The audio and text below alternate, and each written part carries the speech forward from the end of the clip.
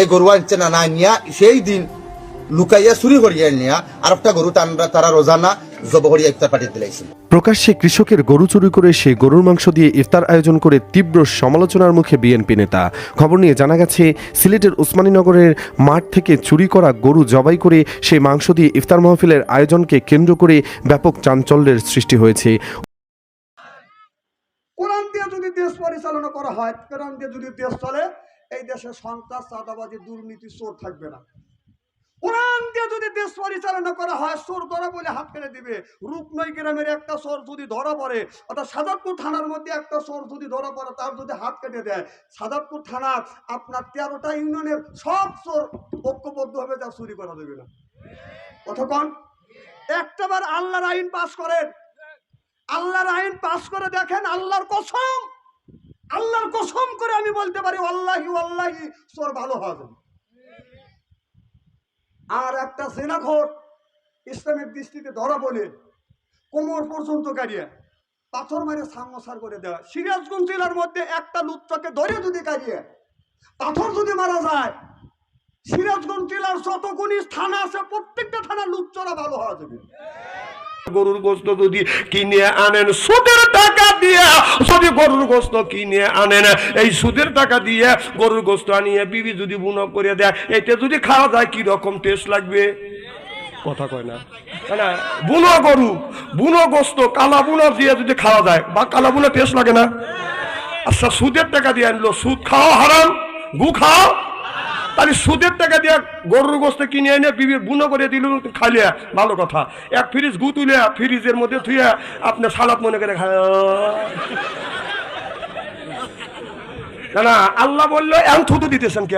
আল্লাহ বলতেছে কুলুমিন তৈয়বাতুন মা রাযাকনাকুম, আগে হালাল খাও এরপর ইবাদত করো। তাহলে সুদের টাকা দিয়ে আপনার সুদের টাকা দিয়ে গরু গোস্ত কিনে খাওয়া যতটুকু হারাম, পায়খানা গু খাওয়া ওই রকম হারাম। তাহলে এইটা যদি জায়েজ মনে করে খাও, তাহলে এক ফ্রিজ গু তুলে ওর সাথে সালাদ মনে করে খায়। কথা কি ভাই, আমি কোরআন হাদিসের বাইরে বলছি নাকি? আমি কোরআন হাদিসের একটা বাইরে বলবো না, কোরআন হাদিস দিয়ে বর্তমান প্রেক্ষাপট মিলে কথা বলবো ইনশাআল্লাহ। জোরাকান মারহাবা। আমার ভাইরা, তাহলে আপনি যতই ইবাদত করেন না কেন, যদি আপনার খাদ্যের মধ্যে যদি বাদাম যদি হালাল জিনিস না থাকে, হারাম জিনিস যদি থাকে, জীবন ভরা নামাজ পড়ে রোজা রেখে কপালে দাগ বানাইয়ে আল্লাহর দরবারে বাদান এই নামাজটা ইবাদত বন্দেগী বাদান কবুল হবে না। আল্লাহ বলে ইন্নাল্লাযিনা আমানু, ইন্নামানে নিশ্চয়ই আল্লাযিনা সিবাহারা ঈমান আনবে ওই আল্লাহর উপরে, ওয়া আমিলুস সলিহাত, আর যারা নেক কাজ করবে, নেক কাজের মধ্যে নামাজ আছে, রোজা আছে, হজ আছে, যাকাত আছে, এই নেক কাজ যারা করবে, এই লোকটা যখন জান্নাতে যাবে, আপনার 70,000 হুর আসবে, রিসিপশন করে জান্নাতে নিয়ে যাবে। চিল্লাকান আল্লাহু আকবার।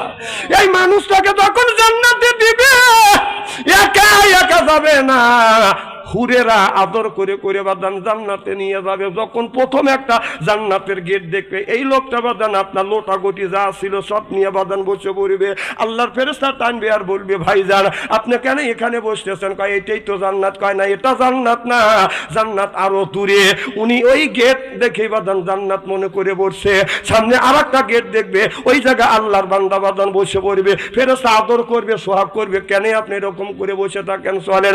অর্থাৎ আপনার আমার বাড়ি যখন আসে বাদান, জামাই আদর শাশুড়ি করে বাদান আদর, পাইয়ে দেয় বাদান বিদেশি চাদর, জামাই মনে করে হাই রে আমার কদর, এরপরে আনে বাদান তৈরি করে বাদান পিঠে হলো কুসলি, জামাই কিনে আনে বাদান মিষ্টি, এরপরে জব করে খায় বাদান মুরগি হলো দেশি, জামাই হয়ে যায় খুশি, এরপরে খায় বাদান গরুর গোস্ত, জামাই মনে মনে করে শ্বশুর শাশুড়ি আমার দোস্ত, এরপরে খায় বাদান পোলা, খায়া তো মনের মধ্যে দেয় দোলা, তারপরে খায় বাদান দই, খায়া তো বাদান হইচই, তারপরে খায় পেপসি কোকো কোলা, খায়া তো মনের মধ্যে বাদাম দেয় দোলা, তারপরে খায় একটা কাঁচা সুবরি দিয়া পান, আসে তো মনের মধ্যে গুনগুনানি গান, তারপরে খায় বাদান এক খাবলা হেনাপাতি জর্দা, শরীর তার গামিয়ে যায়, বুঝায় আমি বড় মর্দা।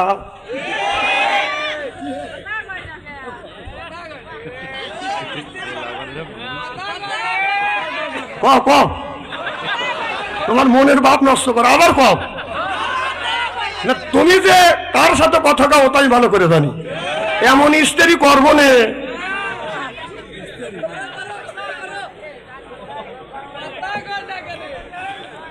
বাবা শোনো, আমার কথা ওভারটেক করলে মানুষ খারাপ বলবে। ডান আগে উড়েছে বাতাসে, আর এখন ফ্যানে উড়ায়, ডিজিটাল যুগ। যখন ফ্যানে উড়ায়, ফ্যানে তো বাতাস লাগে বেশি, যেগুনি ডান সেগুনি কাছে পড়ে, আর যেগুনি সিটিয়া দূরে পড়ে, আর যেগুনি আগাইলে কোথায় যায়? মানুষের চোখে যায়। কথা বল না খেয়ে চোখে যায়, লোকটা চোখ এরকম নষ্ট করে, আসবে না চোখ দেখো তোকে কি গেছে, আগাইলে ডুবছি। আর কি কিছু বলা লাগবে নাকি? কে নি ছেলেরা আছে মার হবে একটু জোরকম। আমি আশা করি মোটা বুঝে গেছো, তাই না? হ্যাঁ ঠিক, বাঙালি এইটাই তুস্তু জোরকম মার হবা। আমার ভাইরা, মুসলমান ভাইরা, আল্লাহ যখন জান্নাতে দিবে, আপনার একটা হুর আসবে, এই হুর আসিয়া এই লোকটাকে বাদান রিসিপশন করে নিয়ে যাবে। আর হুর একা একা আসবে না বাদান, ৭০,০০০ হুর আসবে, আপনার রিসিপশন করে বাদান জান্নাতে নিয়ে যাবে। এরপরে বাদান একটু ভালো করে লক্ষ্য করে শোনো, আমাদের দেশে আমরা বাদান ইলেকশনের মাধ্যমে যাকে এমপি বানাই, মিনিস্টার বানাই, চেয়ারম্যান বানাই, এমপি বানাই, ৫ বছরের মনে বাদান সিল দিয়ে যাকে বাদান এমপি বানাই।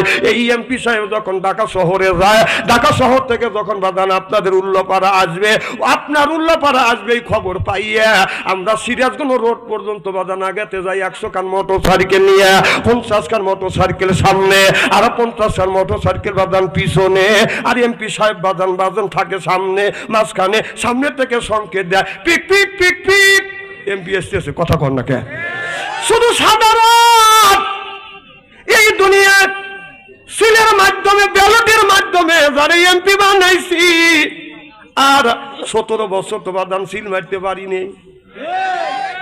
আর তখন তো সিল মারা বন্ধ হয়ে গেছে। কি হয়েছে? হাতে বাইটি পাতিপি হৃদয় করে চলাচল, বাঙালির কপাল ভালো, আইলো রে এ বিএন কল। এমন একটা সিস্টেম করেছিল যেখানে টিভি দিবে সেইখানে এক মার খা। কথা কয় না রে পাবলিক রে। ১৬টা বছর ভোট দিতে পারি না, আল্লাহ বলে আল্লাহ লিল মুত্তাকিনা ইমামা, একটা নেককার পরহেজগার ইমাম বানায়। কথা কার? এখানে আলেম আছে। আল্লাহ বললেন ওয়াজা আল্লাহ লিল মুত্তাকিনা ইমাম, একটা নেককার পরহেজগার ইমাম বানাও। সেই ইমাম মানে বাদান মসজিদের ইমাম না, সেই ইমামটা হলো আপনার ইউনিয়নের ইমাম, সেইটা হলো মেম্বার। ইউনিয়নের ইমাম, ওয়ার্ডের ইমাম, সেইটা হলো মেম্বার। ইউনিয়নের ইমাম, সেইটা হলো বাদান আপনার চেয়ারম্যান। থানার ইমাম, সেইটা হলো বাদান এমপি। রাষ্ট্র ইমাম, সেইটা হলো প্রধানমন্ত্রী। ওয়াজা আল্লাহ লিল মুত্তাকিনা ইমামা, একটা নেককার পরহেজগার ইমাম বানাও। এ কথা কার?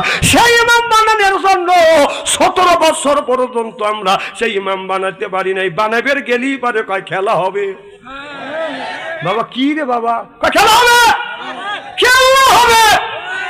কয়দিন পাবলিক এই খেলার কথা শুনবে? কন যেই কইছে খেলা হবে, এই কথা শুনে পাবলিক যখন খেলার জন্য রেডি, টাকা দেখা যে পেলোয়ার নাই, কে পলাইছি, আবার পলাইছে আবার বলছে কি? বলছে কই তারেক জিয়া কই, সে যদি বাপের বেটা হয়ে থাকে বাংলাদেশে আসো।